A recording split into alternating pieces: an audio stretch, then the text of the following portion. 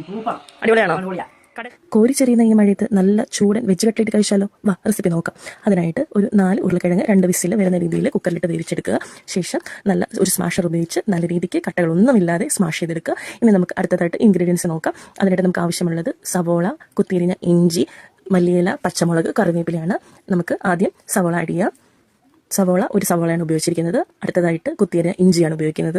ശേഷം മല്ലിയില ഓപ്ഷണലാണ്, ഉണ്ടെങ്കിൽ മാത്രം ചേർക്കുക. ശേഷം പച്ചമുളക് ചേർത്തു. ഇനി കോൺഫ്ലോർ ചേർക്കാം. കോൺഫ്ലോർ ഒരു മാവ് കുറച്ച് കട്ടിയാവാൻ വേണ്ടിയായിട്ട് ചേർക്കുന്നത്. കോൺഫ്ലോർ ഇല്ലെങ്കിൽ അരിപ്പൊടിയാണെങ്കിലും ചേർക്കാം, അത് ഓപ്ഷണലാണ്.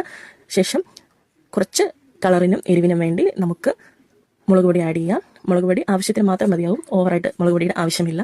അടുത്തതായിട്ട് കുരുമുളക് പൊടി ആഡ് ചെയ്യാം. ഇനി നമ്മൾ ആഡ് ചെയ്യാൻ പോകുന്നത് ഗരം മസാലയാണ്. ഗരം മസാല കൂടി ആഡ് ചെയ്ത് ആവശ്യത്തിനുള്ള ഉപ്പും ചേർത്ത് കൈ ഉപയോഗിച്ച് കട്ടകളൊന്നുമില്ലാത്ത രീതിയിൽ നമുക്ക് മിക്സ് ചെയ്തെടുക്കാം. നല്ല രീതിക്ക് മിക്സ് ചെയ്യാൻ ശ്രമിക്കുക, കാരണം എല്ലാ ഭാഗത്തേക്കും ഉപ്പും മുളകും എല്ലാം എത്താൻ വേണ്ടി നമ്മുടെ ഈ മിക്സിങ് സഹായിക്കും. ഇനി ശേഷം കയ്യിൽ കുറച്ച് വെളിച്ചെണ്ണ തടവിയതിന് ശേഷം നമുക്ക് കട്ട്ലേറ്റിൻ്റെ ഷേപ്പിലേക്ക് പരത്തിയെടുക്കുമ്പോൾ ഒത്തിരി കട്ടിയാവാതെ അല്ലെങ്കിൽ തിന്നാവാതെ സൂക്ഷിക്കുക. ആവശ്യത്തിനുള്ള ഒരു ഷേപ്പിൽ പരത്തിയെടുക്കാം. നിങ്ങൾക്ക് ഇഷ്ടമുള്ള ഷേപ്പിലാണെങ്കിൽ കുഴപ്പമില്ല.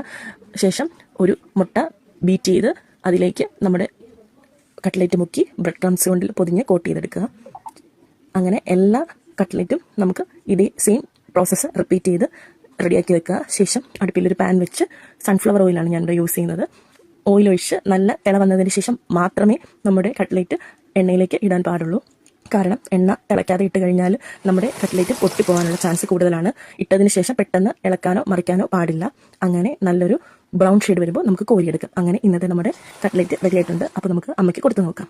അമ്മ കഴിച്ചു, നല്ല അടിപൊളിയാണെന്നാണ് പറഞ്ഞത്. അപ്പോൾ ഇന്നത്തെ എൻ്റെ കട്ട്ലേറ്റ് നിങ്ങൾക്ക് ഇഷ്ടമായെന്ന് ഞാൻ വിചാരിക്കുന്നു. ഇഷ്ടമായെങ്കിൽ ലൈക്ക് ചെയ്യുക, കമൻറ്റ് ചെയ്യുക, എല്ലാവരും ഒന്ന് സപ്പോർട്ട് ചെയ്യുക. താങ്ക്